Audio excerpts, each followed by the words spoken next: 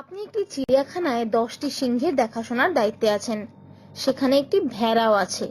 কিন্তু মজার বিষয় হলো এই যে চিড়িয়াখানাটি একটি ম্যাজিক চিড়িয়াখানা এবং সেই চিড়িয়াখানার সিংহগুলি খুবই বুদ্ধিমান।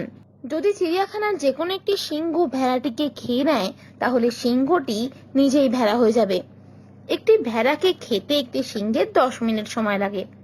আপনি যতক্ষণ চিড়িয়াখানার পর্যবেক্ষণে আছেন ততক্ষণ পর্যন্ত কোনো সিংহ ভেড়াকে খেতে পারবে না।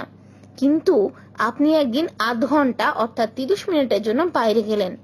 যখন আপনি চিড়িয়াখানাতে ফেরত এলেন তখন আপনি কটি ভেড়া ও কটি সিংহকে দেখতে পাবেন?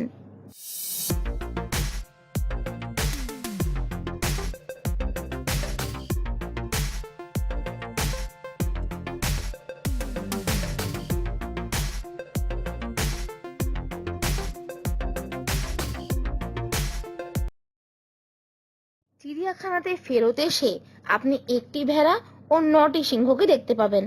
আমি আগেই বলেছিলাম সিংহগুলি খুবই বুদ্ধিমান। একটি সিংহ যখন একটি ভেড়াকে খেয়ে নিজেই ভেড়া হয়ে যাবে তখন বাকি 9টি সিংহই পুরো ঘটনাটি দেখে ভেড়ারূপী সিংহটিকে খেতে আসবে না, কারণ তারা বুঝবে যে ভেড়ারূপী সিংহটিকে খেলে তারা নিজেরাই ভেড়া হয়ে যাবে, আর সিংহ কখনোই ভেড়া হতে চাইবে না।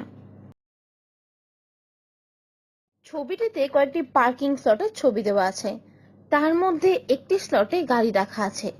প্রতিটি পার্কিং স্লটের একটি করে নাম্বার দেওয়া আছে। ছবিটি ভালো করে দেখে বলুন, যে পার্কিং স্লটে গাড়িটি পার্ক করা আছে সেই পার্কিং স্লটটির নাম্বার কত?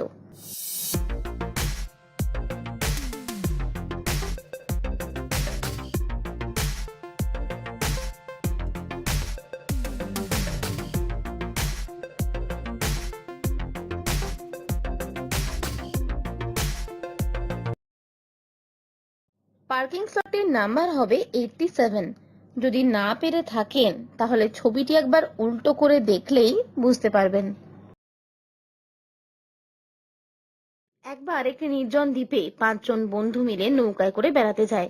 যেদিন সকালে তারা বেড়াতে যায় সেদিন বিকালের মধ্যেই তাদের ফিরে আসার কথা ছিল, কিন্তু যে নৌকায় করে তারা বেড়াতে যায় সেই নৌকাটি জলদস্যুরা চুরি করে নেয়। সৌভাগ্যবশত তাদের কাছে কিছু খাবার মজুদ ছিল।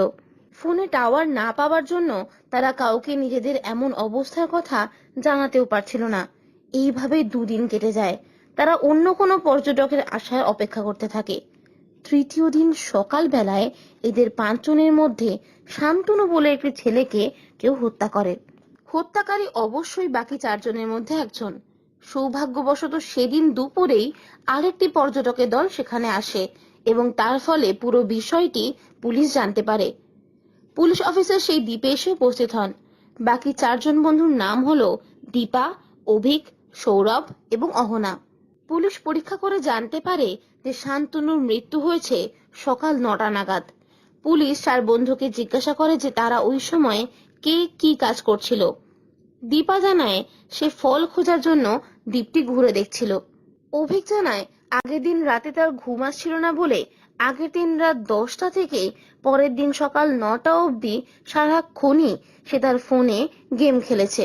সৌরভ জানায় যে সে লাল কাপড় খুঁজছিল, কারণ সে ভেবেছিল যে যদি একটি লাঠির উপরে লাল কাপড় দিয়ে লাঠিটি পোতা যায় তাহলে কোনো নৌকা দূর দিয়ে গেলেও তাদের লাল কাপড়টি নৌকার পর্যটকদের চোখে পড়লে তারা অবশ্যই দ্বীপের কাছে আসবে।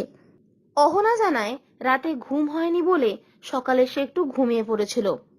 পুলিশ অফিসার বুঝতে পারেন যে এদের মধ্যে সবচেয়ে বেশি সন্দেহভাজন কে।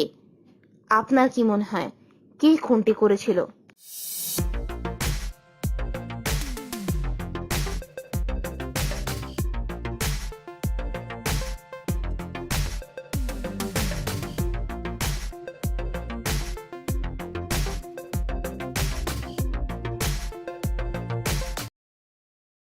খুনটি করেছিল অভিক।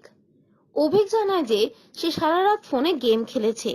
সারা রাত ফোনে গেম খেলার পর তার ফোনে আর চার্জ থাকার কথাই নয়, কারণ দ্বীপটিতে তারা গত 2 দিন ধরে রয়েছে। সারা রাত গেম খেলার পর সকাল 9টা অবধি গেম খেলার আগেই ফোনটি বন্ধ হয়ে যাবার কথা। অভিক যদি খুন করে না থাকতো তাহলে তার মিথ্যা কথা বলার কোনো কারণ নেই, অর্থাৎ খুনটি অভিকই করেছিল। আজকের এই 3টি প্রশ্নের মধ্যে কটি প্রশ্নের উত্তর আপনি পারলেন তা অবশ্যই কমেন্ট বক্সে কমেন্ট করে জানাবেন। ভিডিওটি ভালো লাগলে লাইক ও শেয়ার করবেন এবং আমাদের চ্যানেলটি সাবস্ক্রাইব করতেও ভুলবেন না।